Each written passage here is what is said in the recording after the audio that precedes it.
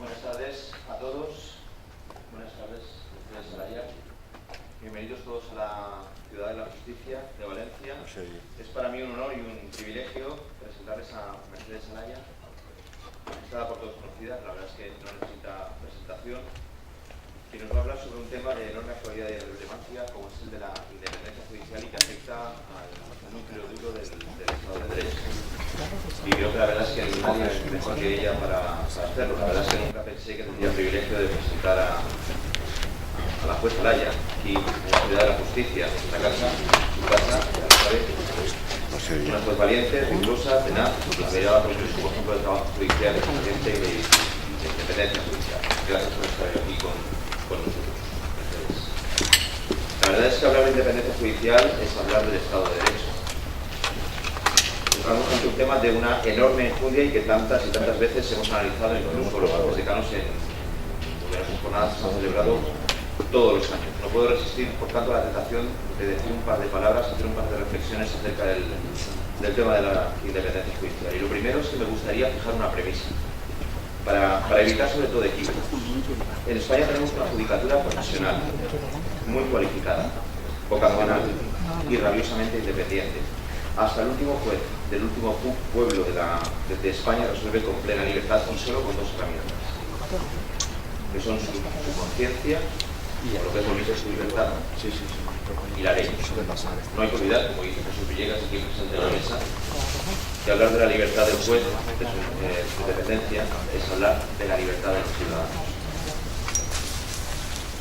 Y ello porque, en realidad, lo último que le queda al ciudadano en la defensa frente a los abusos del poder y de la violación de sus derechos es precisamente el sistema judicial.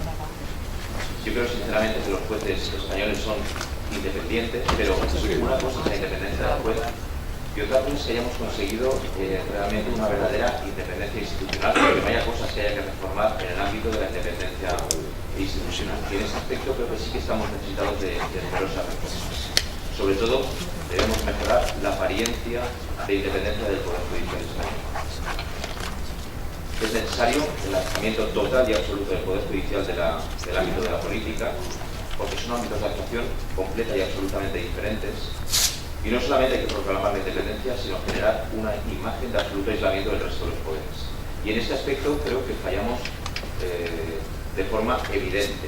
Somos uno de los países de Europa con un índice más bajo de percepción de la independencia, según datos de la Unión Europea como del Consejo de Europa, lo cual es absolutamente nefasto para la imagen de la judicatura española. En la última reunión de jueces decanos, año tras año, todos los años los jueces decanos de España, y esto lo digo como portavoz precisamente de los jueces decanos de todo el territorio nacional, se reúnen y elaboran una serie de conclusiones y frecuentemente en los últimos años parte de estas conclusiones se refieren a la necesidad de reformar, de apuntalar la independencia judicial. Así, por ejemplo, la necesidad de alejar al Consejo General del Poder Judicial de la influencia política, regresando al sistema de elección de sus vocales judiciales, no por los políticos, sino por los propios jueces, como por cierto postulan todas las recomendaciones del Consejo de Europa, siempre desoídas por los responsables políticos, sistema vigente a nivel de la Poder Judicial de 1985, que los sucesivos gobiernos no han querido, no han sabido cambiar. También, frecuentemente, los jueces decanos, año tras año, vienen solicitando un tema que suele pasar desapercibido, pero que desde mi punto de vista es tremendamente importante, que es el de la autonomía presupuestaria del Poder Judicial. Un Poder Judicial que no es económicamente independiente, un Poder Judicial que está absolutamente condicionado, permítame la expresión, secuestrado económicamente por el Poder Ejecutivo Central y el Autonómico, que al que se dedica tan solo 1,17% de los presupuestos generales del Estado.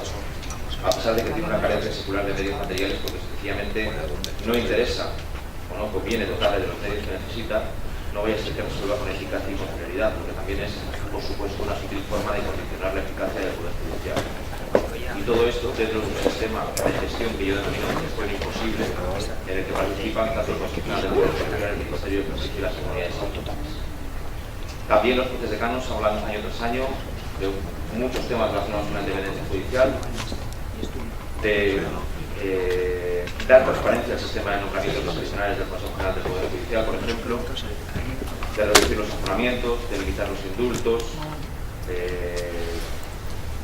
cuestionando la posibilidad de igual la instrucción a un Ministerio Fiscal mediante no se modifique el estatuto orgánico del Ministerio Fiscal y siga dependiendo del Poder Ejecutivo a nivel del Fiscal General del Estado, de la polémica supresión de la Constitución Popular, de poner límites y coto a los viajes de ida y vuelta de los jueces a la política, de contar con una policía judicial realmente independiente y dependiente de los jueces fiscales, que proclama el artículo 116 de la Constitución, pero que nunca se ha llevado a efecto, un cuerpo de peritos independientes que auxilia a los jueces en su trabajo y lo haga más ágil y más eficaz, una ley de antecedente criminal moderna, que tenemos desde 1882, derogar un sistema de plazo que obstaculiza la labor de los jueces de instrucción sin dotarles de medios adicionales, etcétera, etcétera, etcétera.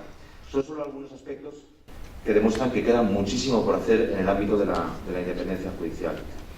Pero, en fin, sobre estos y otros aspectos relativos a la independencia judicial, me imagino que nos hablará Mercedes Alaya, magistrada hoy de la Audiencia Provincial de Sevilla, antes magistrada titular del Juzgado de Instrucción número 6 de Sevilla, trabajadora incansable, que va a realizar una serie de reflexiones sobre los déficits que existen en España sobre el tema de la independencia judicial.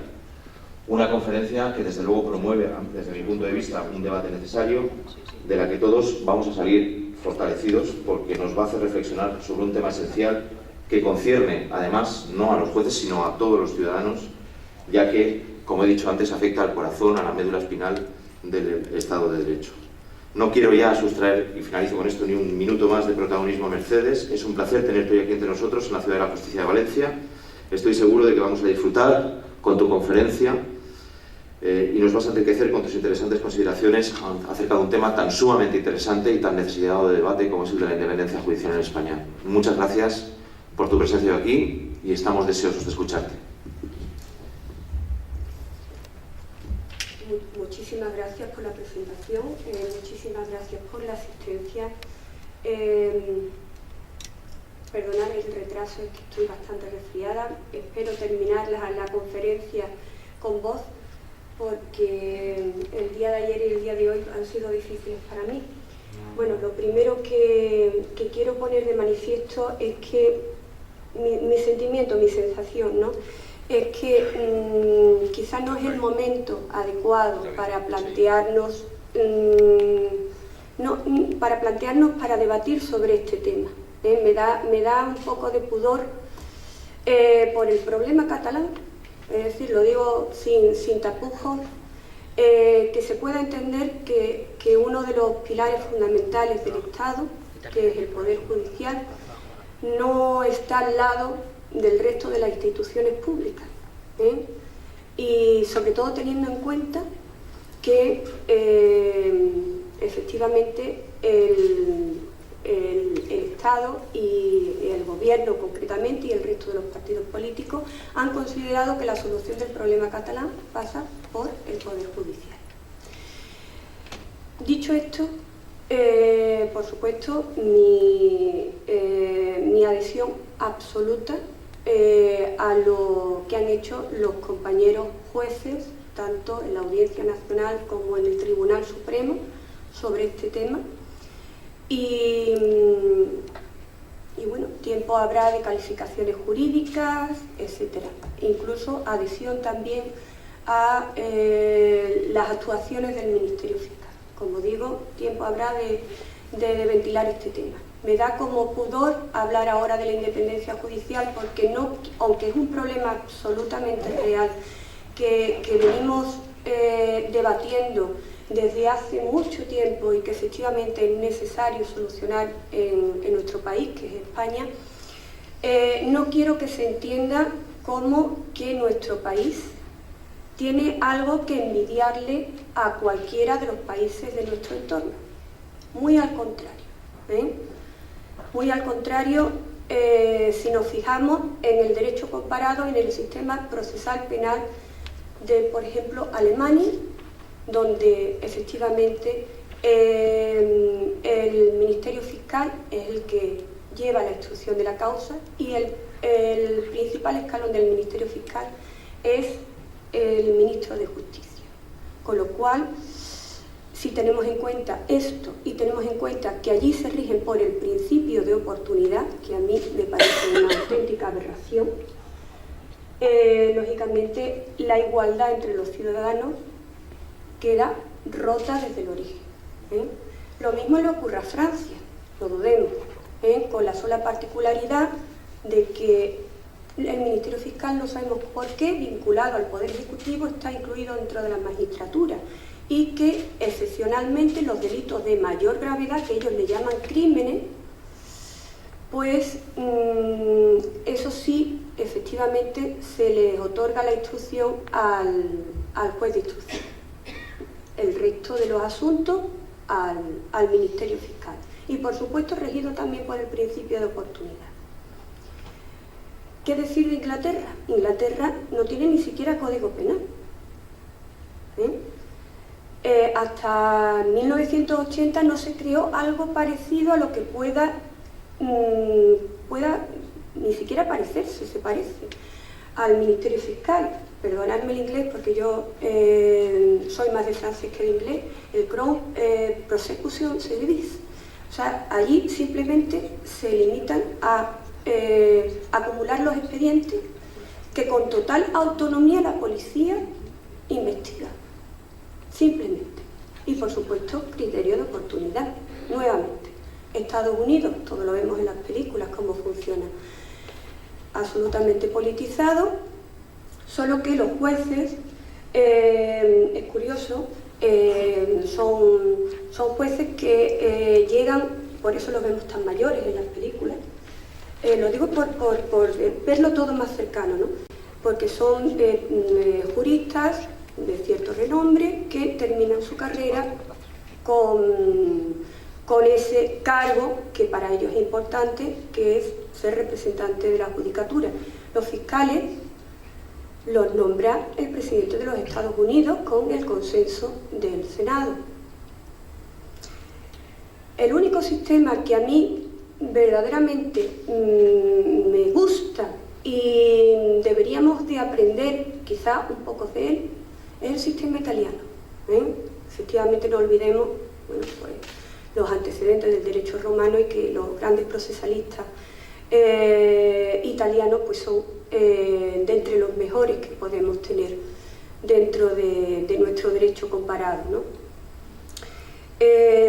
Allí todos pertenecen, fiscales y jueces, pertenecen a la magistratura, de tal manera que en realidad se le llama fiscal porque va a instruir el caso, pero podría recibir otro nombre, como por ejemplo juez, porque todos pertenecen a la magistratura y se pueden saltar es decir, pidiendo destino, pueden pasar o bien a ser fiscal, y digo que se llama fiscal porque instruye el caso, o bien al órgano de enjuiciamiento. Allí, aunque existe una unidad de criterio, porque es lo lógico, como también los jueces tenemos unidad de criterio, unificación de doctrina, que nos da, gracias a Dios, el Tribunal Supremo,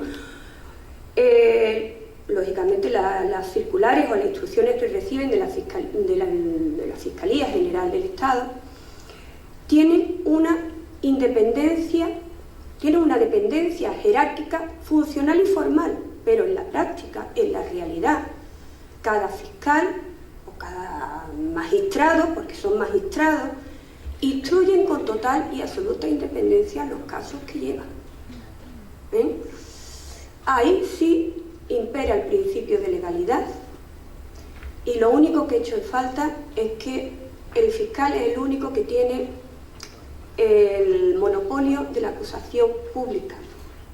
Allí no hay ni acusación particular ni acusación popular, que gracias a Dios la tenemos en nuestro país. Dicho esto, ¿por qué nos planteamos de manera tan rabiosa, como bien ha dicho el decano de los jueces de Valencia, la independencia judicial? Pues porque nosotros somos una democracia joven. Estos países llevan años y años, me refiero a Alemania, Francia, por supuesto Estados Unidos, Inglaterra, inmersos en el mismo status quo, no se plantean otras alternativas. Nosotros somos los españoles, quizás porque nuestros padres vivieron toda la dictadura o gran parte de ella, pues somos tremendamente exigentes con el principio de igualdad. somos tremendamente solidarios, eso no hay quien no lo niegue, y somos tremendamente justos, ¿eh? Y entonces muy exigentes, porque la solidaridad, la igualdad y la justicia son valores que se consiguen a través de la independencia judicial, que es uno de los pilares de nuestro estado del bienestar, junto con la salud y la educación. Por eso es tan importante que se aborde con tranquilidad, pero con eficacia, la independencia judicial en nuestro país. Siguiendo el sistema italiano, que os he dicho que a mí ciertamente siento ciertos puntos de conexión con ellos, dos procesalistas italianos, lo de menos son los nombres, en este caso se llamaban Romboli y Panizza, pues no solamente hacen depender la independencia judicial de la total desconexión con el poder político, sino hacen depender la independencia judicial de la total desconexión con los cargos, los principales cargos del poder judicial. Es decir, lo hacen visualmente como si fueran tres cajas chinas, ¿eh? La más grande, la independencia del exterior; la del medio, que está dentro de la más grande, pues la independencia del interior, que para mí es fundamental, y la pequeña sería la imparcialidad del juez. ¿Por qué digo esto? Porque nosotros, en nuestro sistema procesal, no solamente tenemos el problema de las injerencias del poder político, sino tenemos, a través de esa injerencia del poder político, el grandísimo problema de que los principales cargos que dominan las más altas esferas del Poder Judicial son cargos nombrados a dedo, cargos discrecionales, nombrados por el Consejo General del Poder Judicial, que como sabemos todos es un mini parlamento, donde los partidos políticos pues eligen a los vocales que mejor le parecen, y no por su excelencia. Y por supuesto esos cargos altamente representativos no son elegidos por su excelencia, por su excelente trabajo, por su calidad, por su cantidad de trabajo, no, son elegidos simplemente porque sean más maleables a la hora de exigirles pues sus votaciones dentro del seno del Consejo General del Poder Judicial, o bien dentro de la dirección del órgano que les corresponda. Quiero empezar a plantear, porque efectivamente el decano del colegio, el decano de los jueces ha hecho un magnífico resumen de todos los temas que se plantean dentro de las carencias que tenemos en nuestro país sobre la independencia judicial. Quiero empezar por los problemas que siempre hemos arrastrado. En primer lugar, el Consejo General del Poder Judicial. La Constitución, en el artículo 122, establece que efectivamente es el órgano de gobierno de los jueces, no es Poder Judicial, y que estará constituido por el presidente del Tribunal Supremo y por 20 vocales, 12 de la Judicatura y 8 elegidos por el Congreso y el Senado. Y ahí lo fastidiamos bastante. Pero, bueno, pues podría entenderse en aquel momento constituyente que efectivamente, bueno, pues igual que tenían serias reticencias, una recién estrenada democracia hacia la policía, hacia los militares, pues se podría tener importantes reticencias hacia el Poder Judicial, es decir, que el órgano de gobierno fuera constituido solamente por jueces y magistrados. La interpretación que se dio en aquel momento, la verdad yo no me cuesta creerla, era por aprovechar la experiencia y la sapiencia de los catedráticos y abogados prestigiosos que pudieran integrar pues todos esos conocimientos dentro del Consejo General del Poder Judicial. Efectivamente, eso no hay quien se lo trague, porque dentro de eso se podía haber hecho vía informe a través de la potestad reglamentaria del Consejo, y además observamos que en otros organismos, como por ejemplo el Consejo Fiscal, no hay jueces. En la Junta Rectora de las universidades no hay jueces y nosotros somos juristas de reconocido prestigio. No hay en los colegios de abogados, no hay en los colegios de procuradores. ¿Por qué dentro del órgano de gobierno de los jueces nos meten a políticos o a personas accesibles por parte de los políticos? Simplemente por tratar de controlar el Poder Judicial. ¿Y por qué? Pues porque efectivamente del Consejo General del Poder Judicial depende el nombramiento de todas esas altas jerarquías que he mencionado con anterioridad. Depende pues el nombramiento del presidente del Tribunal Supremo, depende el nombramiento del vicepresidente del Tribunal Supremo, depende el nombramiento del secretario y vicesecretario del Consejo, depende el nombramiento del presidente del Tribunal Superior de Justicia de cada comunidad autónoma. Un tercio de los magistrados, que a su vez presidente de la Sala de lo Civil y Penal del Tribunal Superior de Justicia, que va a ver las apelaciones de las sentencias de las audiencias provinciales y que va a ver también los procedimientos de los aforados autonómicos en sede de instrucción.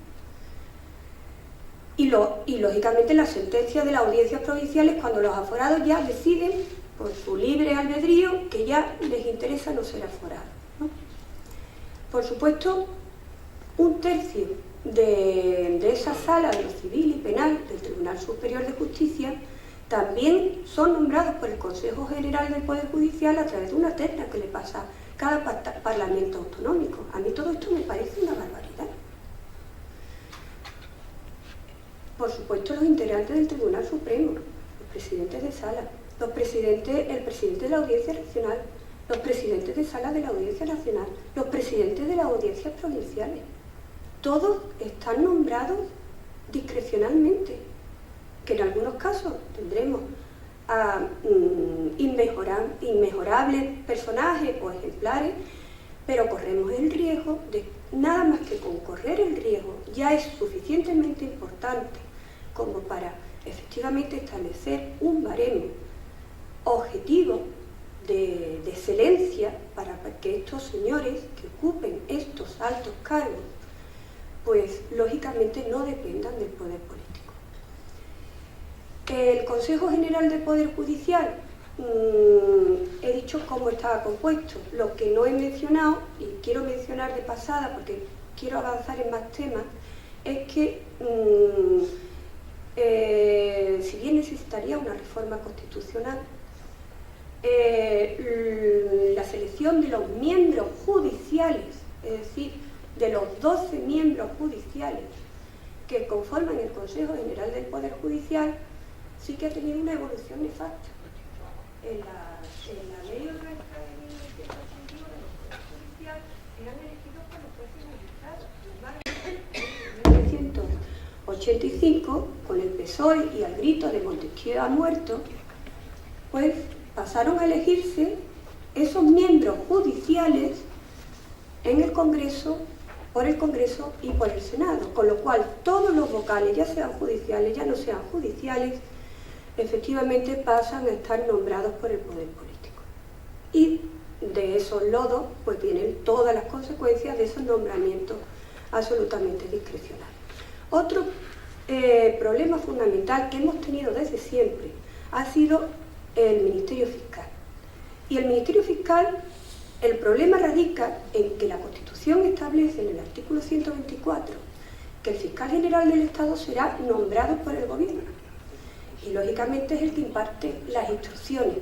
Y no solamente el que imparte las instrucciones, sino el que nombra pues todos los fiscales jefes de las audiencias provinciales y los miembros de la Junta de Fiscales.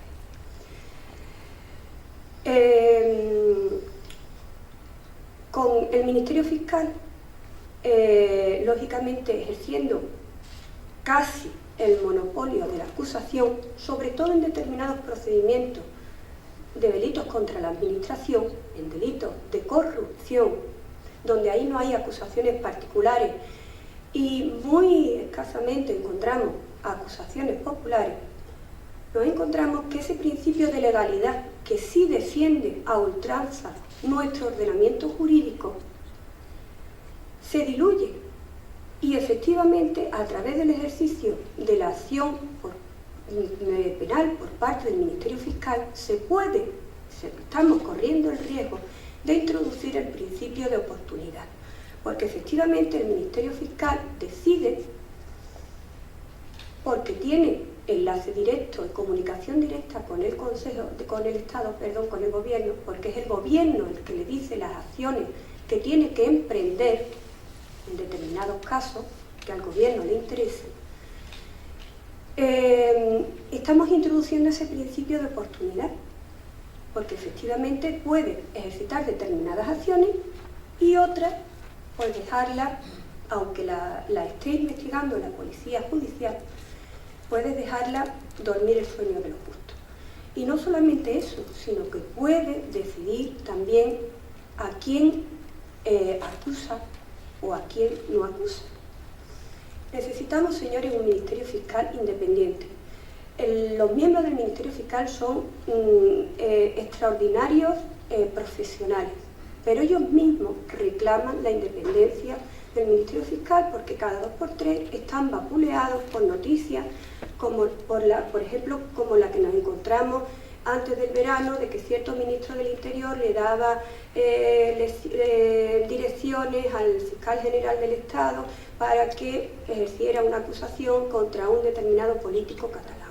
O bien el bochorno que, por lo menos lo que decía la prensa, y lo planteo como hipótesis de estudio, no porque yo sepa la realidad, el bochorno que vivimos con el fiscal anticorrupción, que finalmente dimitió, pero por otras razones, cuando efectivamente este fiscal anticorrupción, que había sido nombrado gracias fundamentalmente a las influencias ejercidas por el antiguo presidente de la Comunidad Autónoma de Madrid, pues no se aparta, no cede el paso a un segundo o al segundo en el escalafón que podía haberlo ejercido la acusación pública extraordinariamente como él, porque el Ministerio Fiscal no tiene obligación de abstenerse, ni existe posibilidad de recusarlo, ni tienen régimen disciplinario.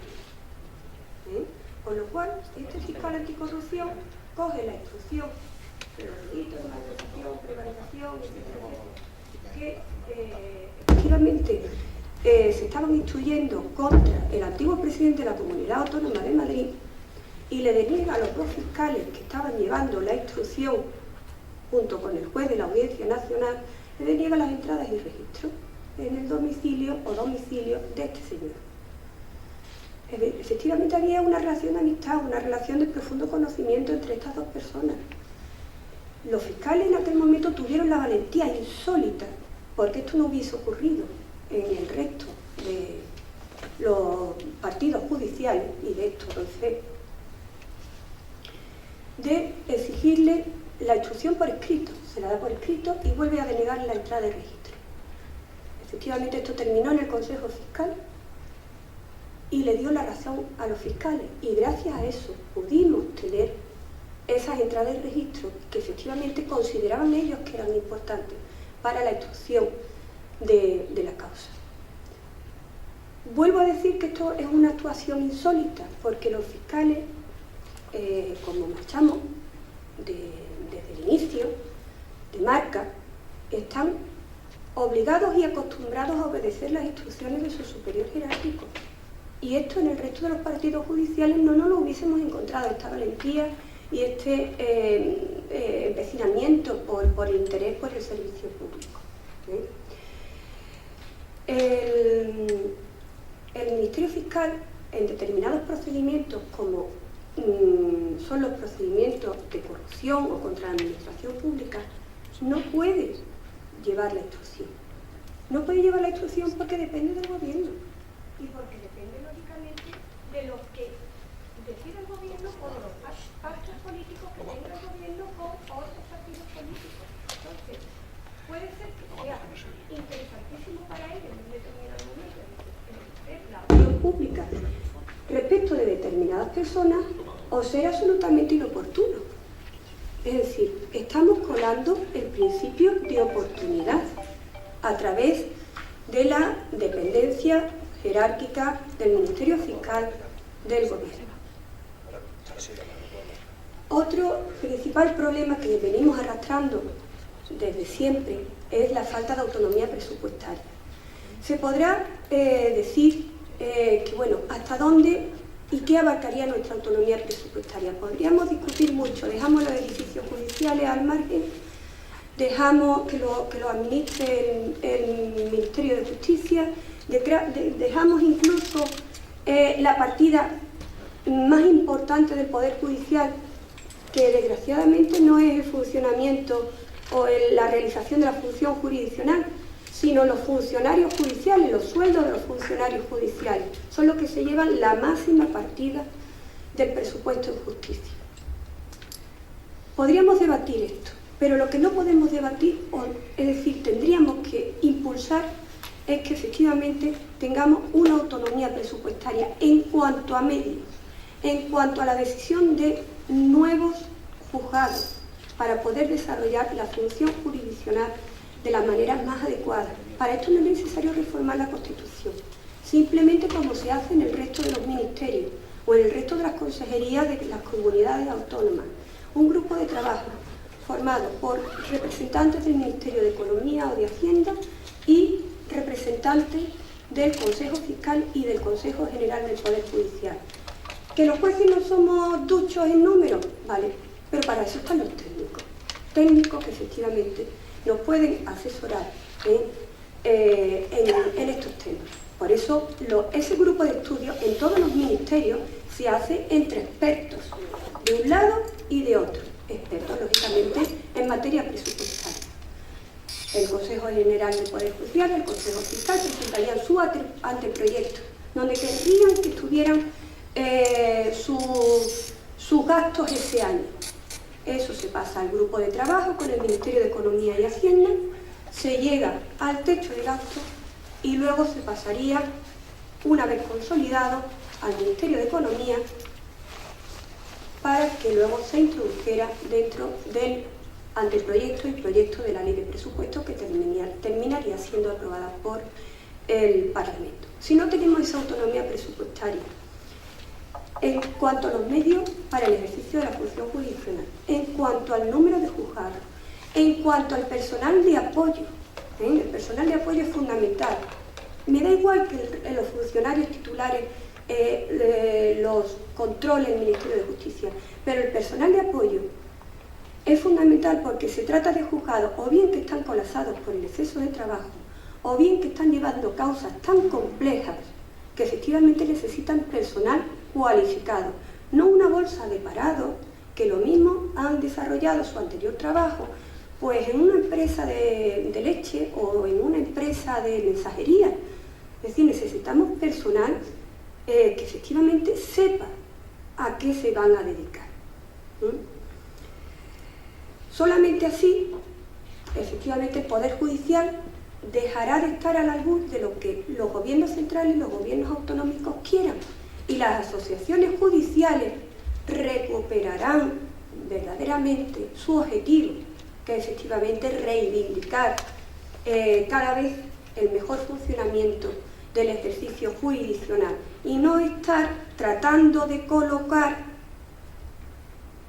a través de los políticos, a través del Consejo General del Poder Judicial y a través de los presidentes o tribunales superiores de justicia, pues sus miembros en aquellos cargos que efectivamente van a ser nombrados discrecionalmente. Solamente de esta manera se produciría una regeneración de las asociaciones judiciales y podrían llamar a sus filas pues gente de reconocido prestigio que pudiera aportar algo más que intentar trepar, porque vemos en las asociaciones judiciales, desgraciadamente, muchos, otros muy buenos, pero muchos compañeros que lo que intentan es hacer política dentro de la justicia.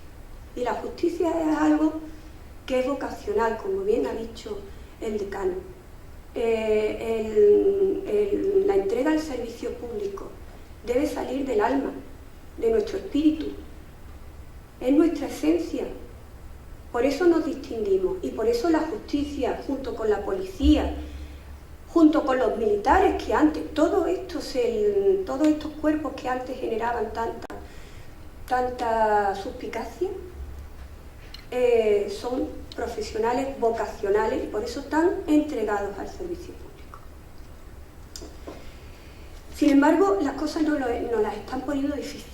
Nos las están poniendo difícil porque efectivamente ha existido 2 reformas de la Ley de Enjuiciamiento Criminal y hay por ahí un anteproyecto de la Ley de Enjuiciamiento Criminal que ojalá no cristalice.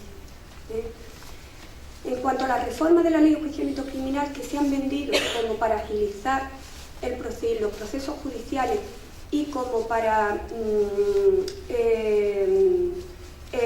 luchar contra la corrupción por parte del gobierno del PP, pues nada más lejos de la realidad. Además estamos encontrándonos con un fenómeno que últimamente está ocurriendo, o por lo menos yo lo vengo advirtiendo desde un tiempo a esta parte, que tú te lees el preámbulo de una ley y lo que luego, es decir, las conclusiones que tú sacas de ese preámbulo, de esa exposición de motivos, no tienen nada absolutamente que ver con lo que luego te encuentres en el desarrollo legislativo de la norma. Entonces te produce pues, sorpresa tras sorpresa.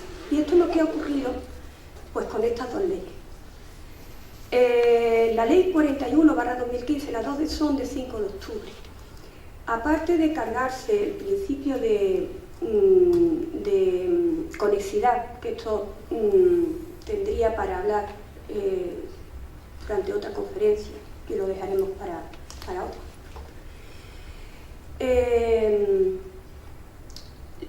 Somete la duración de la instrucción a la decisión del Ministerio Fiscal.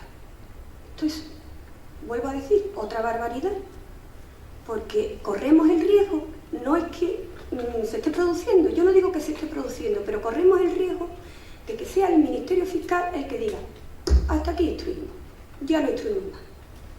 A este sospechoso que nos apunta la policía, no lo investigamos, se ha pasado el plazo. El plazo es de 6 meses, si la causa es compleja, será de 18 meses, prorrogable, pero como la ley es mala, la técnica legislativa es bastante deficiente, el artículo 324.4 establece la posibilidad excepcional de que el juez de instrucción pueda, sin necesidad de que la causa sea compleja, sea simple o compleja, pueda establecer el plazo máximo de instrucción. Y establecer este plazo máximo de instrucción siempre que lo soliciten, no ya el Ministerio Fiscal, gracias a Dios, sino las partes personales. Entonces, aquí hago hincapié en la necesidad de que tengamos, sobre todo en estos procedimientos contra la administración pública, de que tengamos acusaciones populares para que complementen o para que sustituyan las acciones que ejercitan o que pueden ejercitar o que no ejercita el Ministerio Fiscal. Acusaciones populares que deben de estar desvinculadas del poder político, indudablemente, pero acusaciones populares que deben de ser lógicamente favorecidas por la propia administración, porque nuestra Constitución lo dice y la reconoce en el artículo 117, qué frase más bonita: la justicia emana del pueblo. Emana del pueblo, señores, emana de todos nosotros, de todos los ciudadanos. Entonces, vamos a quitarle la necesidad de esa fianza, que para un ciudadano, o para determinado ciudadano, una fianza de 3.000, 6.000, 10.000 euros es mucho dinero.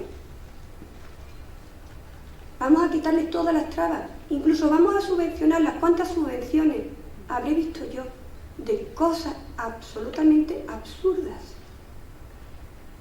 y que conocemos todos los ciudadanos? No vamos a subvencionar precisamente a las acusaciones populares que están reconocidas. Somos de los pocos países en los que están reconocidas constitucionalmente, para poder facilitar el ejercicio de la función jurisdiccional. hablaba del artículo 324.4, si efectivamente no hay ni acusación particular ni hay acusación popular, desgraciadamente volvemos otra vez al mismo problema. Es el Ministerio Fiscal el que pasa el tiempo, el que determina el tiempo que va a durar la instrucción. Ahora, cuando ya han hecho esta ley, pues parece que hay un proyecto o un anteproyecto en el que, como han visto la barbaridad que es sujetar un procedimiento o la instrucción de un procedimiento a esos plazos tan exiguos, porque una instrucción se puede complicar. Y además una instrucción depende de que fulanito viva en la otra punta del partido judicial donde se está desarrollando la investigación, que no nos mande la documentación por parte del organismo que se haya pedido, es decir, depende de muchas cosas. Y no se puede sujetar a 2 y 2 son 4. Ellos evidentemente no se sujetan a plazos. ¿Por qué nos tienen que sujetar a nosotros a plazos? A nosotros somos los más interesados, en acabar esos procedimientos judiciales, pero acabarlos bien, no acabarlos a la mitad o a la cuarta parte. Y luego la ley orgánica 13/2015, a la que hay que reconocer que, gracias a Dios, estableció una regulación exhaustiva del sistema de las interceptaciones telefónicas, postal, telegráficas, etcétera, porque ya iba siendo hora, pues para mí tiene 2 grandes problemas. El primero, quizá de menor importancia, pero me preocupa, porque era innecesario. El primero es que el ministro del Interior, durante 24 horas, por razones de terrorismo, puede pincharnos el teléfono. No había necesidad, siempre hay un fiscal y un juez de guardia. ¿Qué pasa si a las 24 horas no se nos da cuenta a los jueces de instrucción del pinchazo telefónico? Pues se ha estado vulnerando esa inviolabilidad de las conversaciones telefónicas durante un día bajo el pretexto de un supuesto de terrorismo. No había ninguna necesidad de esa injerencia en un derecho fundamental. La segunda para mí es más importante, y es que, como se ha regulado las interceptaciones telefónicas, postales, telegráficas, etc., se ha limitado, y yo creo que se ha limitado equivocadamente, decir que ha sido un error, pero desde luego, una vez que la ley sale, es lo que hay que cumplir. Se han separado de la interpretación que daba el Tribunal Constitucional de delitos graves y han sujetado a las interceptaciones telefónicas, telemáticas, etcétera, solamente a aquellos delitos que superen los 3 años de privación de libertad, 3 años de prisión. De tal manera que todos aquellos delitos, como por ejemplo la prevaricación, que es la madre del cordero de todos los delitos contra la corrupción, que no están castigados con pena de prisión, no sé por qué, pero no está castigado con pena de prisión, está castigado con pena de inhabilitación. No puede ser susceptible de ese medio de investigación tan importante como la interceptación telefónica, telemática, etc. Tampoco la malversación con restitución, tampoco el tráfico de influencias, tampoco los negocios o negociaciones prohibidas por parte de funcionarios públicos porque no llegan a los 3 años de prisión. Esto es una auténtica barbaridad. Esto es facilitar la lucha contra la corrupción, como se titula la ley, como nos la han vendido el Partido Popular, no sé. Esto supone, lógicamente, encontrar más trabas precisamente a la investigación de los delitos y, efectivamente, pues a la independencia judicial que no queremos. Y quiero abordar también el anteproyecto de la ley de enjuiciamiento criminal, que ojalá no. El anteproyecto de la ley de enjuiciamiento criminal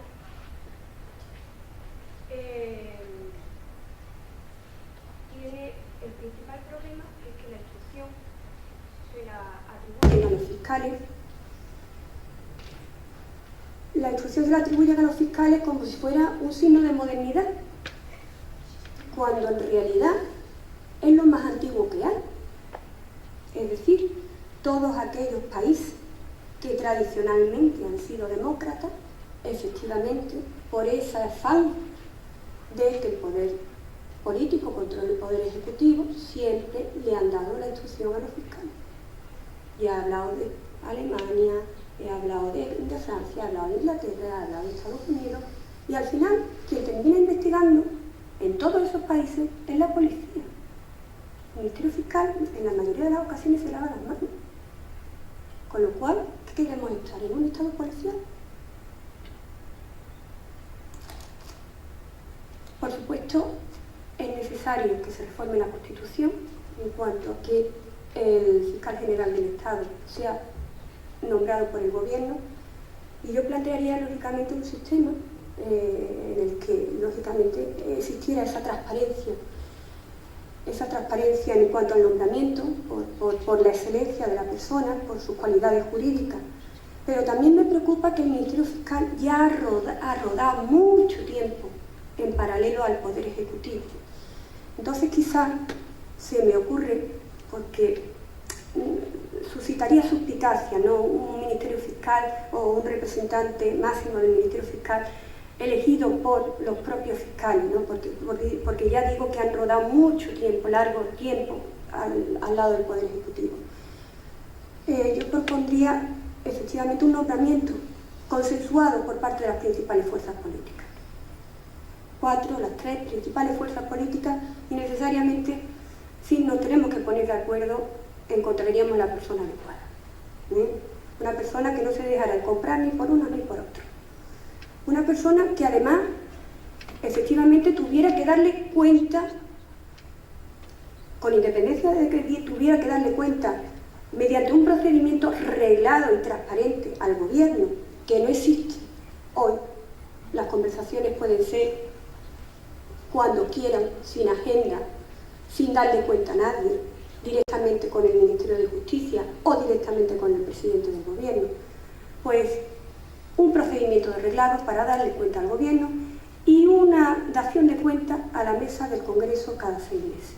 Eso es lo que yo propongo de las principales actuaciones del Ministerio Fiscal, siempre que lógicamente no se invada el secreto de las actuaciones. Si efectivamente el sistema de elección no nos genera la suficiente confianza, no estaría de más una moción de confianza al fiscal general del Estado, teniendo en cuenta que esa ley de enjuiciamiento criminal le va a atribuir la instrucción de los delitos a dicho Ministerio Fiscal. Una moción de confianza, pues al menos ante la Cámara del Congreso, para que pudiera dar cuenta y pudiera efectivamente pues sacar y preguntar pues sobre aquellas actuaciones que le han parecido inidóneas, y al final de todo se debatiera si efectivamente este señor sigue siendo idóneo o inidóneo para el cargo. Y lo mismo los fiscales jefes respecto del Consejo Fiscal. Los fiscales jefes de cada audiencia provincial, tribunales superiores de justicia. Efectivamente, yo soy absolutamente partidaria de mantener la instrucción en manos de los jueces de instrucción, pero rabiosamente, con la expresión que ha utilizado el decano, yo me opondría a que el fiscal fuera el instructor en los procedimientos de corrupción. Ahí sí que corremos un gravísimo riesgo de que efectivamente eso no llegue a nada, o que llegue a los delitos más leves, conociendo que efectivamente se han cometido delitos de mayor gravedad. Digo riesgo, no estoy hablando de hechos, pero riesgo enorme, porque efectivamente no solamente el Gobierno, sino luego el fenómeno de pactos políticos que estamos siendo espectadores de ellos. Ahora me alío con fulanito porque me interesa, este fulanito me va a pedir que, oye, no muevas esto porque a mí me perjudica. En fin, vamos a tratar de deslindar, por lo menos en lo que afecte al funcionamiento de las administraciones públicas, de deslindar el poder judicial del poder político. Otra cosa nefasta que establece el anteproyecto de la ley de enjuiciamiento criminal es el procedimiento elegido. Se escoge el procedimiento más lento que hay, que es el procedimiento del jurado. pero además con unos riesgos enormes, porque lo que pasa al órgano de enjuiciamiento es tan solo un dossier donde irá el auto de apertura de juicio oral, irá los escritos de acusación, irá la prueba documental, irán las pruebas preconstituidas, exploraciones de menores, exploraciones de personas de avanzada edad que no puedan desplazarse por alguna cuestión médica, etc. Pero no van a pasar ni los atestados policiales, el órgano de enjuiciamiento va a quedar sin albis en relación a los atestados policiales tan importantes en una investigación judicial, ni va a pasar las declaraciones de los testigos que han podido deponer sobre determinadas circunstancias, conocimientos de personas involucradas, etc. Tampoco van a pasar. Tampoco van a pasar las declaraciones de los acusados que en algún momento han podido, pues, autoinculparse o inculpar a otros. No van a pasar tampoco, con lo cual el riesgo de lo que efectivamente se ha investigado a lo que llegue al órgano de enjuiciamiento, pues puede ser como blanco y negro, algo completamente diferente. Además, la Policía Judicial va a estar a las órdenes, según este anteproyecto de la Ley de Enjuiciamiento Criminal, a las órdenes del fiscal, y los jueces nos vamos a convertir en convidados de piedra. Juez de garantía para las medidas cautelares, para la duración de la instrucción, para el secreto de las actuaciones, por si el Ministerio Fiscal ha considerado que algo no es constitutivo de infracción penal, y luego otro juez todavía más vacío de contenido, que es el juez de la fase intermedia, desaprovechamiento de juristas tan importantes como son los jueces absolutos, porque en un entendimiento de que se le atribuya al fiscal la instrucción, pues podríamos entender que con el juez de garantía sería suficiente, porque como no ha instruido puede abrir la fase intermedia. No, se nombra otro para la fase intermedia y otro órgano de enjuiciamiento. Es un auténtico dispendio de medios, señores. Esto es una barbaridad. Y luego además el Ministerio Fiscal va a ser el que va a controlar la prensa. Es decir, la Policía Judicial ni la Guardia Civil van a poder dirigirse a los medios de comunicación para, muchas veces por criterios de oportunidad, lo hacen muchísimas veces. Es interesante dar esta noticia porque el contexto de la investigación puede ser el adecuado para darla, ¿no? Para que se levanten ampollas. No. Aquí ya las fuerzas y cuerpos de seguridad del Estado completamente amordazados, y el único que va a dar las noticias oficialmente va a ser el Ministerio Fiscal, limitándose al objeto del procedimiento y de las partes implicadas. Me parece que efectivamente se trata de una reforma donde lo que se nos pretende es amarrar al Poder Judicial absolutamente y hacer depender el Poder Judicial de las decisiones del Poder Ejecutivo. ¿Cómo se nos ve en el exterior? En el exterior se nos ve como grandes profesionales, tanto a los jueces como a los fiscales. Pero el informe GRECO, que es el grupo de Estado de la Comunidad Económica Europea en la lucha contra la corrupción, el informe del 15 de enero de 2014 arremetía tremendamente contra el Consejo General del Poder Judicial, contra su composición, contra su modo de elección de los vocales, contra el hecho de que los cargos más importantes del Poder Judicial, todos los presidentes y miembros que he estado desglosando, que a mí se me ponen los vellos de punta, que sean discrecionales, pues efectivamente sean discrecionales, no sean elegidos por unos baremos objetivos de excelencia, de calidad en sus trabajos. Por supuesto, también dice que mientras más casos de corrupción, más casos de injerencia por parte del poder político se está viendo, que el fiscal general del Estado hay que limitarle el periodo de mandato, tiene que ser un fiscal general independiente. Todo eso piensan de nosotros. Es decir, no se meten en cuanto a los jueces y en cuanto a los fiscales, consideran que somos buenos profesionales, se meten y critican todo lo que venimos hasta ahora desglosando. Y luego ya el último informe de la Comisión Europea del 2016, de marzo de 2016, viene a decirnos que el Consejo General del Poder Judicial no solamente no es un órgano que garantiza la independencia judicial, sino que constituye una amenaza potencial para la independencia del Poder Judicial. Señores, no pasa nada, no pasa nada. ¿Qué es lo que está ocurriendo? Pues, con todo esto, pues que ahora la prensa, que lógicamente está dominada por el capital y también pues, por grandes figuras políticas, no nos olvidemos los consejos de administración, pues están tratando de rebajar el interés por los asuntos judiciales. Quizás ahora el tema catalán es una actualidad que no se puede evitar. Pero la actualidad que existía años antes, es decir, me estoy refiriendo 3, 4 años antes, por los temas de corrupción, ya no existe. Ya no existe, ¿por qué? Para que no se enteren los ciudadanos.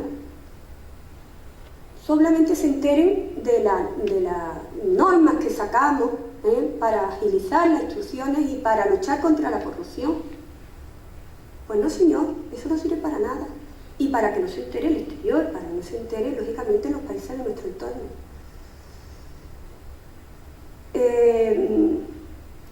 ¿Qué opinan también los jueces? Pues los jueces, 3 de cada 4 consideran que el Consejo General del Poder Judicial no sirve para garantizar la independencia judicial y que, por supuesto, del 70 al 85% pensamos que la atribución de las competencias a las comunidades autónomas ha sido absolutamente un fracaso. Porque no solamente estamos dependiendo del poder central, sino mucho más cerca de ese poder autonómico que nos asfixia. Y lo digo en carne propia, que nos asfixia. ¿Qué propondría yo? Pues propondría efectivamente un Consejo General del Poder Judicial independiente con nombramientos de todos sus vocales por jueces y magistrados, un Ministerio Fiscal independiente. Es necesario, ya entre en vigor la ley de enjuiciamiento criminal o no entre, es necesario que sea independiente en sus investigaciones o en el ejercicio de las acciones que vaya a realizar. Es necesario propiciar la acusación popular, quitarle todas las trabas, subvencionarla.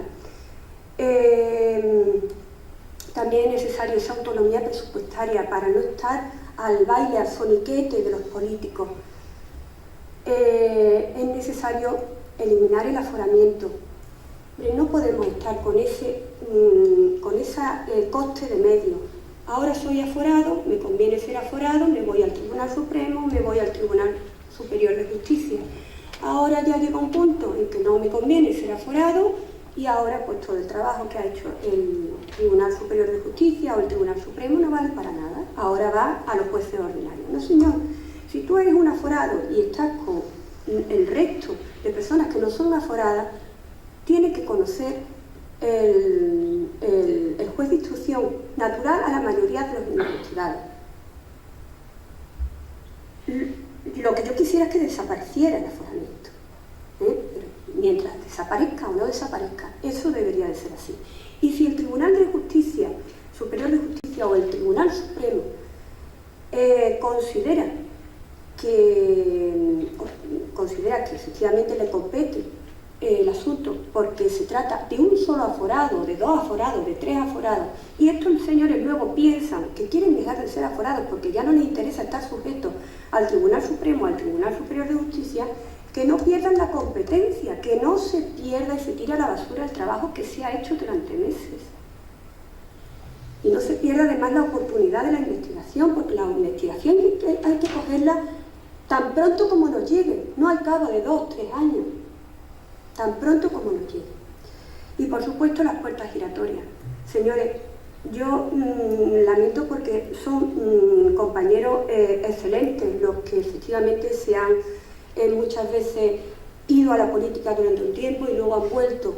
Desde luego yo propondría que por supuesto tienen todo el derecho de volver porque son jueces, pero que estuviera limitado a las jurisdicciones a las que volvieran, nunca a la jurisdicción contenciosa administrativa y nunca a la jurisdicción penal.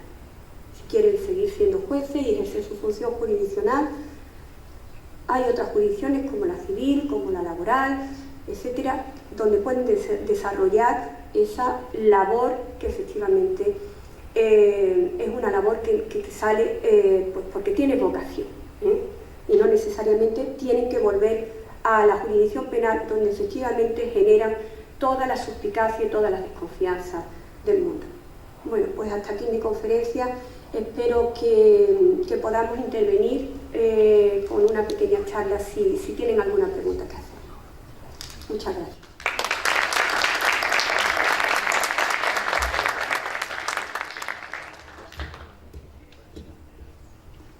Antes de dar la palabra al público, voy a cerrar el acto con los agradecimientos. En primer lugar, a don Pedro, el decano de los jueces de Valencia. Para los que no seáis miembros de la carrera judicial, pues os informo de que es el portavoz de los jueces de España. Es un hombre extraordinariamente valiente, que no tiene ningún reparo en decir lo que otros callan. Para mí es una persona en la que tengo toda la admiración y os aseguro que los jueces de España depositamos nuestra confianza en él. Tiene una agenda completísima, ha venido haciendo un gran esfuerzo. Muchísimas gracias, Pedro. De verdad. Por supuesto, a la Plataforma Cívica por la Independencia Judicial, que es la organización a la que yo represento, pero aquí está don David, que es el que se ha encargado de todas las cuestiones técnicas, y han sido unos días durísimos, intentando que todo estuviera a punto. Nosotros no somos una gran organización, y el organizar un evento de esta naturaleza nos cuesta muchísimo esfuerzo. Gracias por tu trabajo, porque ha sido un gran éxito. Al público y, por supuesto, a doña Mercedes, que como comprenderéis, es impresionante cómo se puede hablar con tantísima libertad, sin miedo y diciendo lo que todos pensamos, pero no nos atrevemos a decir en público. No es la primera vez que tengo el honor de compartir mesa con doña Mercedes, y os digo que supone para mí una experiencia indescriptible, porque todos tenemos miedo de decir algo que pueda ser políticamente incorrecto, de ofender a alguien. Ella simplemente dice lo que ella cree que es la verdad y lo que la mayoría de los pensamos que es lo correcto. Muchísimas gracias, Mercedes. Además, un detalle, ella se lo paga todo de su bolsillo, no quiere que le paguemos el viaje, ni el alojamiento, ni nada. Ya quisieran muchos políticos aprender de esto. Y os dejo unas pinceladas. Mirad, se ha descrito una situación que ciertamente parece apocalíptica, pero nos vamos a limitar a señalar lo malo. No hay propuestas. Claro que tenemos propuestas. La Plataforma Cívica por la Independencia Judicial, que es la organización a la que representamos, es una asociación en la que no solamente hay jueces, sino profesionales de todas las ramas, principalmente profesionales jurídicos, pero también hay otros que no pertenecen al mundo del derecho. Y lo que queremos es la despolitización de la justicia, pero no simplemente quejándonos, sino aportando soluciones positivas. Doña Mercedes ya ha puesto sobre la mesa algunas interesantísimas, y yo voy a sugerirles otras que son complementarias de sus aportaciones. Miren, vivimos una época de libertad. Ahora ya los ciudadanos no están confinados a las instituciones que tradicionalmente han monopolizado su voluntad. Hoy día tenemos los medios virtuales, los medios informáticos, los medios digitales, a través de los cuales podemos expresar nuestra opinión. Y los grandes periódicos, los bancos, las instituciones que tradicionalmente han sido depositarias del crédito de los ciudadanos, empiezan a resquebrajarse porque son los propios ciudadanos los que pueden ya hablar entre sí sin necesidad de intermediarios. Lo mismo está ocurriendo en la judicatura. Miren, los jueces exigimos el principio un juez, un voto. Nosotros tenemos que defender la democracia, pero sin embargo carecemos de democracia interna. Tenemos, por supuesto, unas asociaciones judiciales que son nuestro salvamento y a las que quiero expresar aquí todo mi agradecimiento y reconocimiento. Pero las asociaciones judiciales solamente hablan por sus afiliados. Necesitaríamos un órgano que pudiera expresar la voluntad de los jueces, de todos y cada uno de los jueces de España. no solamente de los que viven en Madrid, la capital del reino, sino de los que están perdidos en el partido más remoto de nuestra geografía. Por supuesto, los jueces decanos creo que somos ahora la avanzadilla de la democracia y que en buena medida cumplimos esa función, pero habría que institucionalizarlo para crear un cuerpo de jueces, un cuerpo electoral donde los jueces pudiéramos hablar con toda libertad. Un juez, un voto. Pedimos simplemente democracia. En cuanto al Consejo General del Poder Judicial, ya se ha dicho prácticamente todo. Los jueces no pedimos que todo el Consejo General del Poder Judicial sea elegido por los propios magistrados, faltaría más. Lo que queremos es que se vuelva a una situación de equilibrio. Sin embargo, los políticos han devorado toda la tarta. Ya no es que una parte la elijan los jueces y otra parte la elijan los políticos, ahora es todos los políticos. Con lo cual se ha creado una situación insólita en Europa que ha merecido las condenas de organismos internacionales. Y este Consejo General del Poder Judicial, que debe su composición a los políticos, es el que elige a la Corte de Casación en el Reino de España, que es el Tribunal Supremo. Es el que elige a los presidentes de las audiencias provinciales, pero es el que ahora mismo a mí me puede suspender de empleo y sueldo y darme la indigencia, porque yo soy un trabajador que no tengo más medio de subsistencia que mi sueldo. Con esta situación hay que acabar ya. Y los políticos están siendo sensibles, porque, como decía, las estructuras tradicionales de poder se resquebrajan y los ciudadanos no lo aceptan. Están pensando en alguna reforma. Pero ¿qué tipo de reforma va a ser esa? Como decía Lampedusa, cambiarlo todo para que las cosas sigan igual. La clave está en el sistema electoral, que se establezca y que no impida que entre pasillos, aunque los jueces formalmente votemos, luego salgan solamente aquellos candidatos que se hayan pactado en la sombra por los partidos políticos. Por eso es absolutamente necesario que se permita a la expresión de la voluntad de los jueces de base, de los jueces de a pie, poder presentarse sin que sean mediados por partidos políticos, asociaciones, el Consejo o cualesquiera otros organismos. Volvemos a lo mismo, un juez, un voto. Yo sé que van a cambiar las cosas, pero tengo mucho miedo de que el sistema electoral al final sea, en la letra pequeña, un trucaje para que sigan mandando los de siempre. Y por supuesto en la plataforma estamos elaborando estudios sobre este tema, incluso estamos contactando con matemáticos que analizan los procesos electorales comparando con lo que hay en otros países. Y por último, dos temas, para ser muy breve. La instrucción por el Ministerio Fiscal. Miren, tenemos en España unos fiscales excepcionales en los cuales deposito toda mi confianza porque, aunque el ciudadano lego no lo sepa, ellos ahora mismo tienen facultades de investigación. ¿Quiénes deben instruir, jueces o fiscales? Es una pregunta muy buena. Doña Mercedes se ha pronunciado a favor de los jueces. Yo, desde luego, soy partidario de que instruyan a los jueces, pero creo que el problema está un poco desenfocado. Lo fundamental no es quién instruya, sino cómo se instruye. Fíjense, están diciendo ahora los partidos políticos que van a dar autonomía a los fiscales. Miren, eso es un truco. Quien investigue tiene que ser independiente. Por favor, no se lo crean. Están intentando engañarlos. Si mañana se comete un robo, la investigación criminal es saber únicamente cuál fue el ladrón. Y para eso la política no tiene absolutamente nada que ver. La investigación criminal tiene que ser independiente, imparcial, neutral y completamente desconectada de la política. Una reforma cosmética del Estatuto Orgánico del Ministerio Fiscal para que dependan del poder político, pero un poquito menos que ahora, es una farsa. El que investigue tiene que ser completamente independiente y, por consiguiente, desligado del Ministerio Fiscal. Bien, del poder político. Si tenemos un fiscal que es independiente, inamovible, absolutamente imparcial, neutral en sus investigaciones, ¿en qué se diferencia de un juez instructor? Eso no lo quieren. No lo quieren y por eso utilizan esa pantalla retórica cuando hablan de la autonomía. No se lo crean, por favor, que es un engaño. Y además hay una circunstancia técnica que se suele pasar por alto. Y es que quien investiga no debe acusar. Porque, como enseña la psicología, y en Estados Unidos hay muchos estudios al respecto, cuando uno investiga, por muy neutral que quiera ser, si lo hace con vistas a la acusación, tiene sesgos cognitivos, o sea, prejuicios que inconscientemente lo llevan a buscar más las pruebas de cargo que de descargo. De la misma manera que los jueces de instrucción no podemos juzgar, los investigadores no pueden acusar. Y se decía, qué grave es que no se acuse a alguien por presiones políticas. Mucho peor es, y es producto de un Estado totalitario, que se acuse a alguien por motivos políticos. Y lo que es verdaderamente sorprendente es que se pretenda presentar bajo la bandera del progresismo la investigación por el Ministerio Fiscal. Siempre que sea un fiscal dependiente directa o indirectamente del poder político.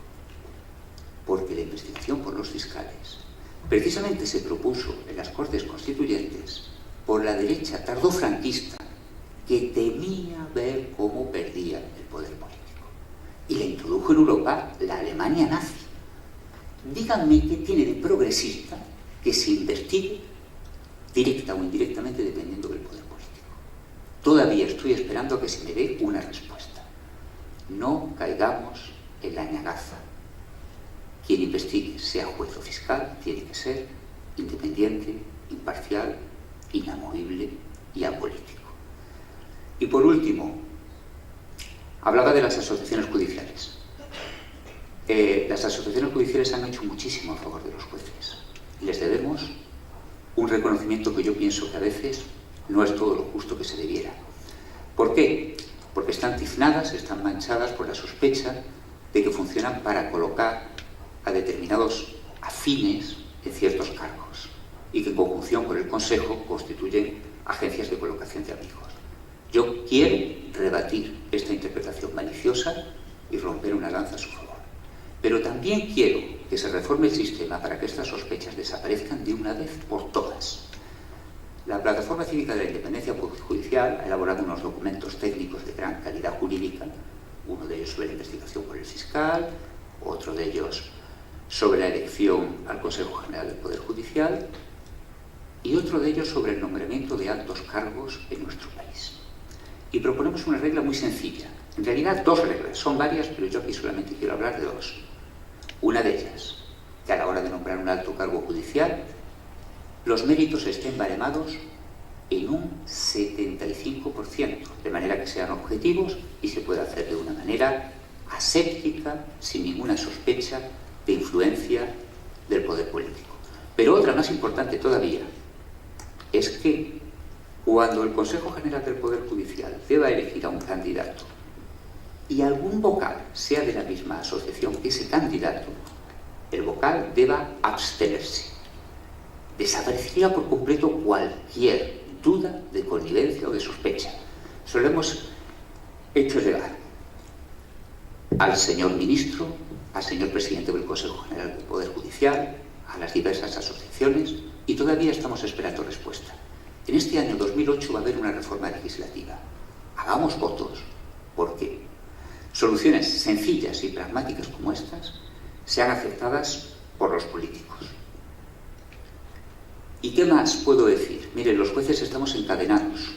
Los jueces vivimos en una urna, porque además de estar oprimidos por el poder político, como es lógico, tenemos una función jurisdiccional que nos limita mucho y debemos medir mucho nuestras palabras y estamos sujetos a un régimen disciplinario muy severo. Por lo tanto, pedimos ayuda a la sociedad civil. Estas ideas son sencillas, son fáciles de poner en práctica. Y si no se publicitan, si no se conocen, es porque hay poderes ocultos que las silencian. Juristas, periodistas, gente que no pertenece al mundo del derecho, difúndanlo, ayúdennos. Estamos muy solos. En Francia, los abogados pararon el proyecto de investigación por el Ministerio Fiscal. Y el Ministerio se lo tuvo que tragar. ¿Somos los españoles menos combativos? Miren, este año 2008 es decisivo. Se juega el futuro de nuestro país. Porque sin poder judicial independiente no hay democracia ni libertad. Muchas gracias.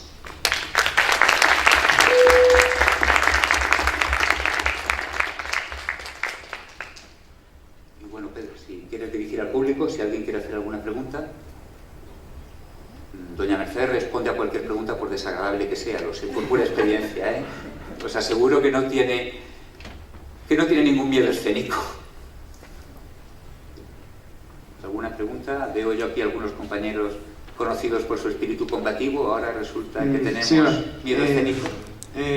Bueno, ahora que el caso de Ser ha vuelto a la actualidad política, es inevitable sacar el tema, al menos para mí.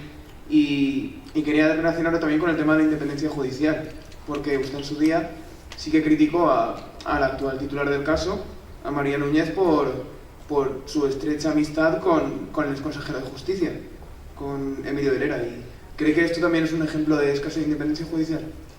Mire, en relación a ese tema, eso fue una comunicación dirigida al Consejo General del Poder Judicial.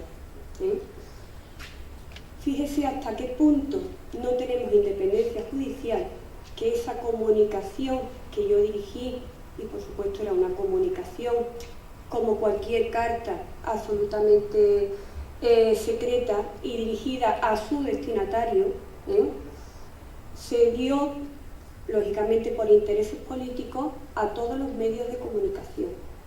Claro que tenía esa sospecha. Esas sospechas, lógicamente,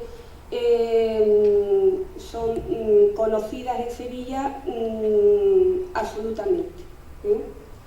Pero fíjese hasta qué punto, ya no me refiero tanto a la relación de la compañera con el consejero de Justicia en aquel momento, sino hasta qué punto el poder político efectivamente se metió en todo este proceso de que yo no siguiera instruyendo la causa, que hizo pública, lógicamente con la anuencia del presidente del Consejo General del Poder Judicial, al cual iba dirigido, la carta que yo le dirigí, lógicamente reservada a él, en un trámite que se me había dado. No sé si llega a enterarse de lo que le estoy explicando. Por eso es lo que decía antes Jesús, nosotros estamos expuestos a todo. Yo no critiqué a esa señora, yo manifesté mis dudas personales a quien tenía que manifestarlas, no al público en general, sino a quien tenía que decidir sobre la continuación o no por mi parte de la instrucción de ese caso. Y sin embargo, pues los titulares que salió es que Mercedes Alaya criticaba o critica a tal, no. Eso era algo privado. Y como privado debería de haber quedado. Y por supuesto en términos de absoluta educación. Si usted o el medio de usted ha tenido ocasión de leer el escrito, verá que me refería en absoluto en términos de elegancia y de educación, como siempre lo hago. Un momento.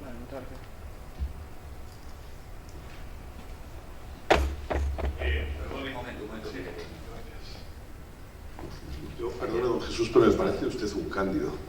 Cuando plantea usted el nombramiento de, por ejemplo, magistrados del Tribunal Supremo, a través de la renuncia de los propios de la asociación que estén en el Consejo a participar en la votación, es tan fácil como de decir, bueno, luego nosotros apoyamos a los vuestros. Es así. Y en segundo lugar, les he escuchado a los dos y han hablado del sistema de un baremo, claro, para la elección de candidatos a determinados puestos. Yo no sé por qué puede haber miedo sencillamente al escalafón puro y duro. Al margen de que pueda haber nombramientos que tengan que ser necesariamente temporales. No sé por qué al Tribunal Supremo no puede ir quien esté en el mejor puesto en el escalafón. Nada más, gracias. Sobre esto último, me parece uno de los mejores baremos. Es decir, pero eso es algo objetivo, claro. Lo que estoy absolutamente en contra, y creo que en gran parte de los compañeros, es que sea algo discrecional y a dedo. Porque sean más maleables o no sean más maleables o más afín a este partido político o a este otro. Escalafón puro y duro. pues efectivamente esa sería una buena solución. Otra solución, bueno, pues un baremo sobre las cualidades jurídicas de esa persona. Me parece tan afortunado uno como otro.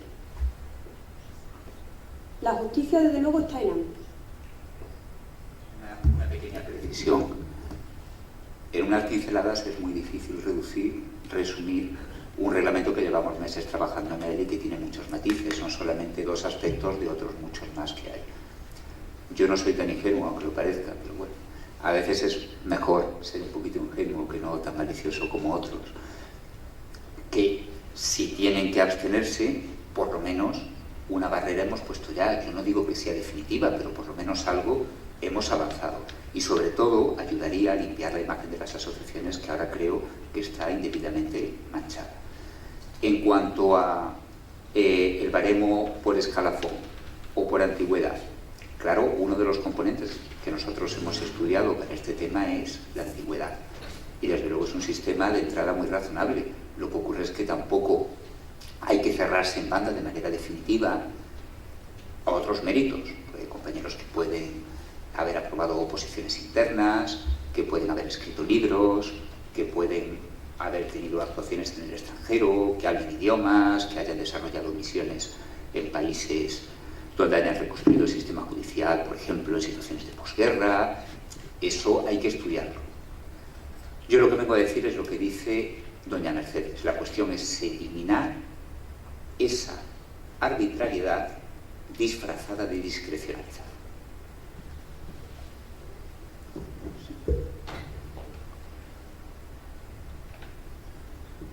Hola. Bueno, como vosotros sabéis, yo soy catalán, aunque no independentista, pero lamentablemente en mi familia pues estamos mitad a mitad. Han fracturado la sociedad y las familias, eso es cierto. Pero lógicamente tengo obligación como persona de hablar con ellos y con alguno y he hablado con algún político significativo. Tengo que decir que el famoso informe Greco en los debates de TV3 ha estado presente prácticamente todos los días. Creo que lógicamente yo he seguido pues casi hasta la obsesión todo el proceso, porque me afecta en todos los aspectos de mi vida, y ciertamente creo que el Poder Judicial y la Fiscalía se ha ganado su emancipación en Cataluña. Es decir, el Estado, quien ha participado en el tema y quien ha intentado controlar esto, ha sido el Poder Judicial y la Fiscalía, lamentablemente perdiendo la salud de mucha gente y con amenazas de mucha gente. Yo soy amigo de Ana Gastaldi, la conocí en el Tribunal Superior, me parece una fiscal francamente en todos los aspectos como persona, y lo siento muchísimo lo que está pasando, ya sabéis que han entrado 2 veces en su casa, las amenazas, etcétera, etcétera. Creo que es buena hora de que el Estado se dé cuenta de que la independencia judicial es fundamental, que hemos demostrado que nosotros nos hemos ganado la emancipación. Pero también la otra parte lo que te dice es que no sois independientes. No voy a creer en vosotros porque tengo la sospecha de que no sois independientes. Y entonces hemos dado alas a unos pensamientos que podrían haberse evitado si realmente hubiese un estado de justicia infranqueable en su independencia. Lo digo sinceramente. Y creo que además mi admiración, como habéis hecho a la plataforma, a los compañeros que están ahora en Cataluña es totalmente ilimitada. Es decir, porque yo he vivido mucho tiempo ahí, he ejercido allí y sé lo que es y lo que están pasando. Lógicamente mi familia vive allí, mi madre vive allí y voy habitualmente.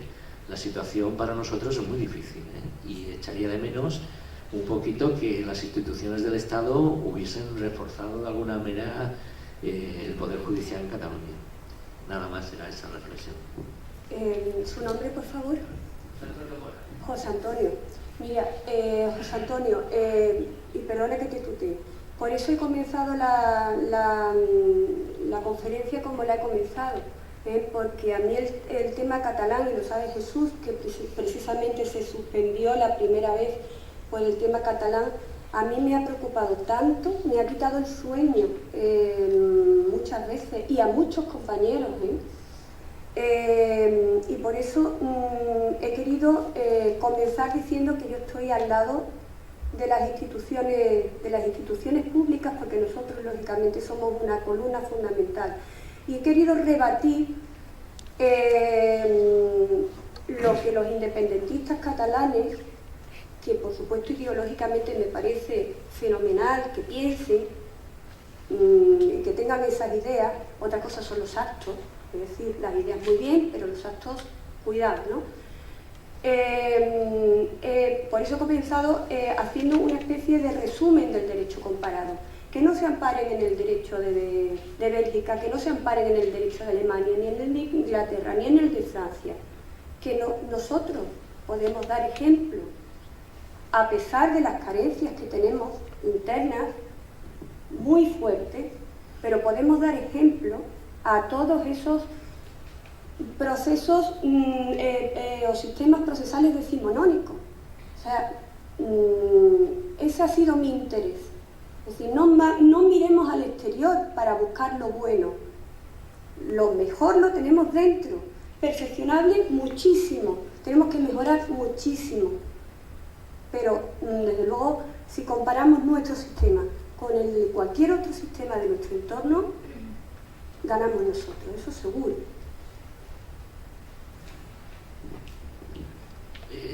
Estoy totalmente de acuerdo. Quiero contar una anécdota que un poco puede explicar la sensación del otro lado. Yo estuve en octubre en un entierro de un familiar, y un antiguo político ya jubilado le dijo a otro político que además es diputado nacional, le dijo: ten cuidado que ahí dentro hay un magistrado. Es decir, que los otros bandos como diciendo ten cuidado. Yo salí y hablé con él, lo conozco de hace muchos años, muy cercano, y me dijo: hombre, la verdad no me ha dado miedo porque sabía quién era, pero a mí me han citado, no puedo decir, a mí me han citado preventivamente desde la Fiscalía, sin pasar primero por el Parlamento. Entonces, no voy a criticar ni la actitud de la Fiscalía ni de eso, pero sí que es verdad que necesitamos esa independencia, ese prestigio, en que nosotros no podemos estar al servicio de un bando u otro, tenemos que estar por encima de eso. Claro. Y lógicamente, y que además la gente de la calle lo sepa, porque a lo mejor algunas, si hay una duda, esto es lo de la mujer de defensa famoso que no me gusta porque es la mujer, pero si hay una simple duda de la falta de independencia, podemos dar argumentos a la otra parte para que sigan en su pensamiento, que yo creo que es un pensamiento único, y yo lo digo, no estoy de acuerdo en absoluto, y me cuesta creer que la gente de mi familia o de cercanos amigos sigan ese pensamiento, pero realmente lo siguen y no me queda más remedio que convivir con ellos, ¿no? Es difícil, es muy difícil porque ahora viene Navidad y van a salir temas, ¿no? Y lógicamente hay que evitarlos, hay que evitarlos. Yo desde luego lo puedo vivir mejor desde fuera, y agradezco a Chimo, que ha estado por aquí, que lo he seguido por la televisión, creo que ya se ha ido, ¿no?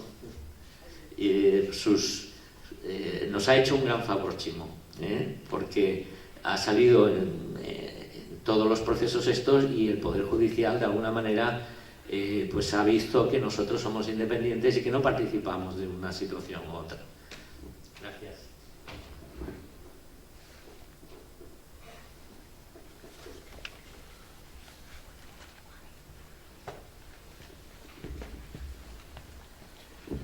Buenas noches.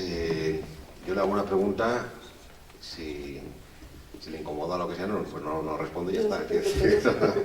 Pero vamos, yo sinceramente no es morbo, pero sí que me preguntaba un poco por sus sensaciones o sus pensamientos estos días y lo meto en contexto. Entiendo que de repente pues, por fin se abre juicio de un caso que ha sido muy famoso en España. Me da igual que fuera otro color político, pero en un caso que ha sido uno de los paradigmas de todo lo que estamos hablando. Es decir, que usted ha vivido, me imagino, un montón de tiempo durante la instrucción, pues lo que decíamos antes, a lo mejor ha perdido el sueño, ha tenido un montón de problemas, notando injerencias, notando, pues bueno, y todo lo que se conoce ya de este caso, ¿no? Sí. Entonces, un poquito me preguntaba por esa sensación cuando después de un trabajo realizado durante tanto tiempo y teniendo que enfrentarse a esas injerencias políticas de lo que estamos hablando, cuando por fin ves que efectivamente el tema pues, llega a juicio, ¿no? Supongo que estos días pues habrá estado pensando, habrá tenido... Hombre, yo tengo muy buena sensación del tema. Si eso es lo que me preguntas, la instrucción ha sido una instrucción exhaustiva. Hay elementos de la instrucción que son irrefutables, porque además es una instrucción donde el problema no es tanto las declaraciones que pueden mudar en el acto del juicio y tal, sino que hay muchísima prueba documental. Y yo como instructora del caso le digo que mis sensaciones son buenas, lógicamente.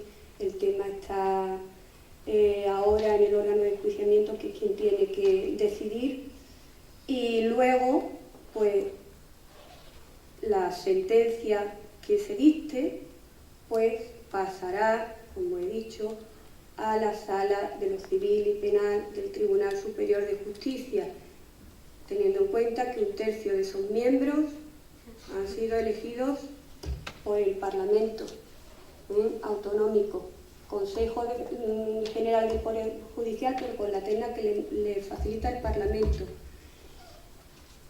Y el presidente del Tribunal Superior de Justicia, al que tengo todos mis respetos, también es un cargo discrecional. O sea que esa apariencia, aunque sean los mejores profesionales del mundo, esa apariencia al que antes se refería el señor decano, es lo que nos quita el sueño a muchos, nos genera una sensación de incertidumbre fea que no querríamos tener, pero como sensación, como instructora, las mejores. Bueno, enhorabuena por la conferencia y por el complemento de Jesús Villegas. Yo soy Alberto Garabo, Jesús. Vamos a ver, yo solamente estoy muy de acuerdo en todo lo que habéis dicho, indudablemente, e incluso corregido y aumentado, pero vamos a ver, solo voy a tocar 2 temas por no cansar porque es tardísimo. En primer lugar, el tema de la instrucción, pues no puedo estar más de acuerdo, y me parece además una cosa absolutamente chocante que cuando se habla de los problemas de la justicia es los juzgados de instrucción y la instrucción por los fiscales o por los jueces.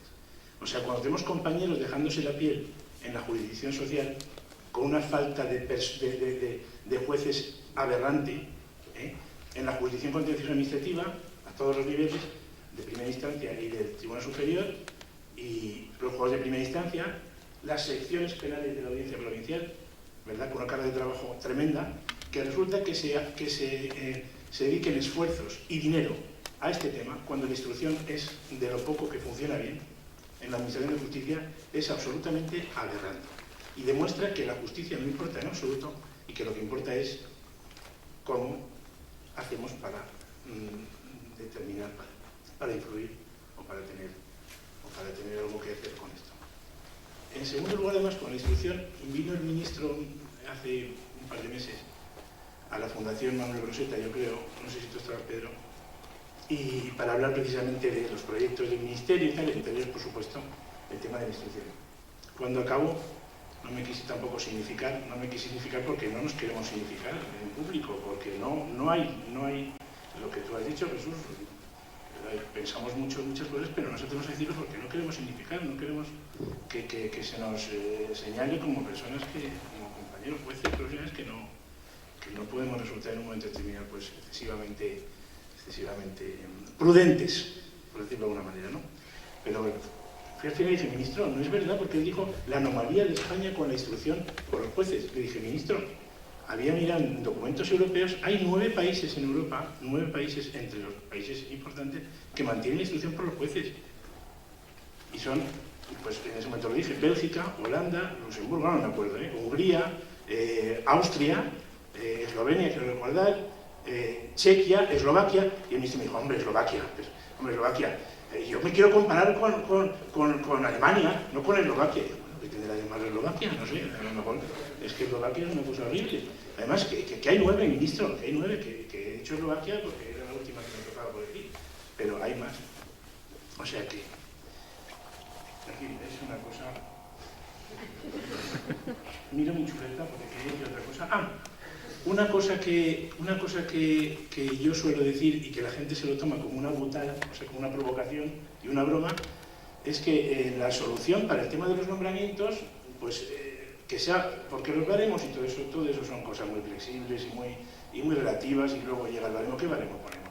Y además, perdona, lo que se trata de un juez demuestra que es un buen juez cuando está juzgando constantemente y trabajando en el juzgado, y no haciendo libros y yendo de aquí para allá, con todo mi respeto, está fenomenal.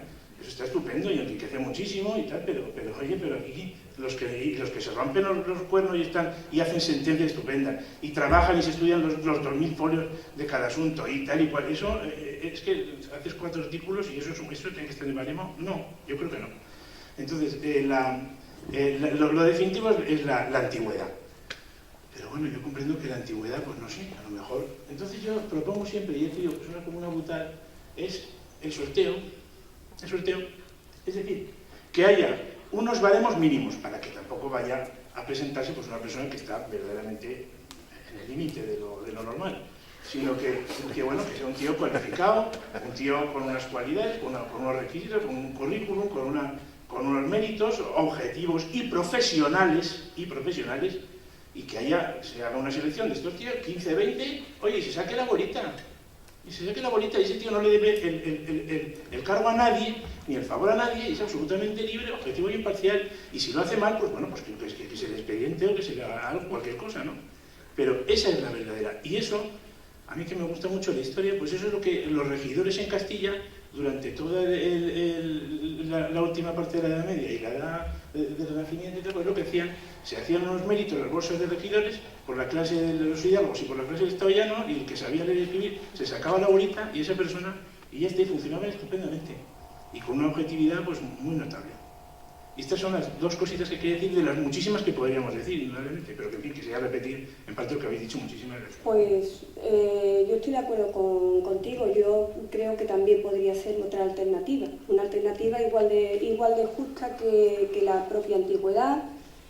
Efectivamente, yo estoy a favor de que se pueden publicar muchos libros, se puede ir mucho al extranjero, pero que lo que importa es hincar los codos y tragarte los tochos de folio.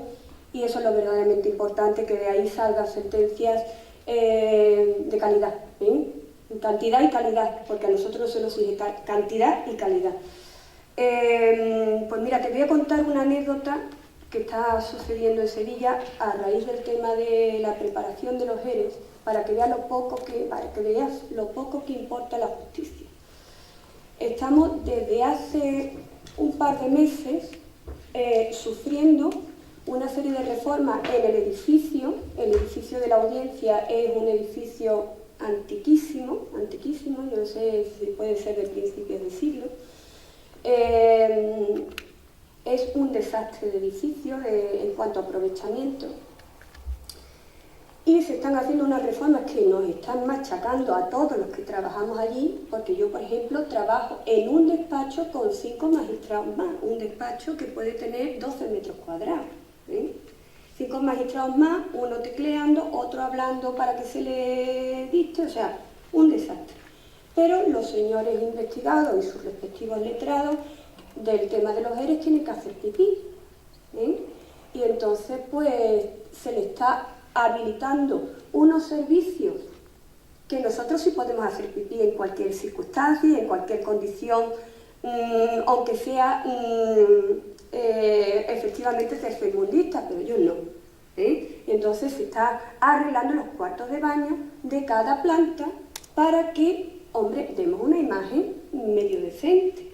Y efectivamente se está creando, o se ha construido ya, una sala de vista que se podía haber efectivamente eso llevado a cualquier otro sitio, que además no hubiese interferido durante un año que se prevé que puede durar el juicio en el normal funcionamiento, entrada, salida, prensa. Vuelvo otra vez a la prensa, yo cada vez que salga ahora, foto que te crío. Pero aunque sea tomarme un vaso de agua, pues nada, tenemos que meterlos allí, invertir todo el dinero que no se ha invertido antes, porque antes no se podía invertir un duro porque no había dinero. Ahora sí, ahora llega el tema de los ERE y tenemos que modificar salas de vista para hacerlas grandes, tirar tabiques, tenemos que echar a gente porque ya no cabes y tenemos que arreglar todos los cuartos de baño para que los señores pues hagan pipí en unas condiciones normales. Con lo cual, pues ahí es donde se va el dinero de la justicia.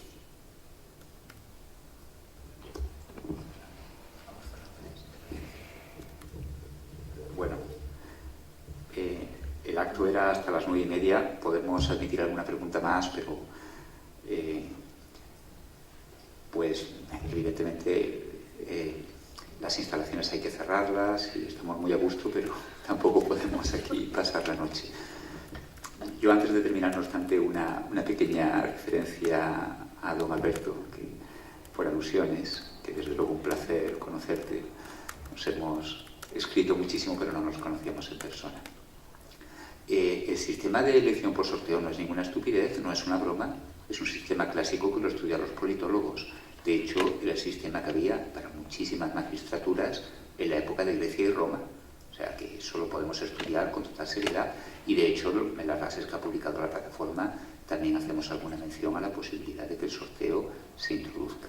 Cualquier cosa menos el estado de descrédito y de desprestigio en el que ha caído ahora el intercambio de cromos, el chanchulleo, y es algo que nos llena de vergüenza y de oprobio a todos los jueces que nos identifiquen, a los que estamos trabajando en la trinchera con esos políticos togados que han llegado allí por sus contactos, Dios sabe con quién.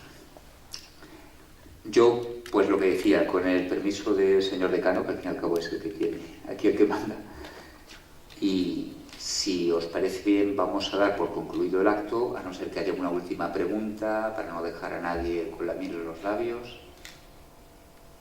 ¿Algo más? ¿Lo damos por terminado entonces? Señor decano, ¿lo terminamos? Adelante.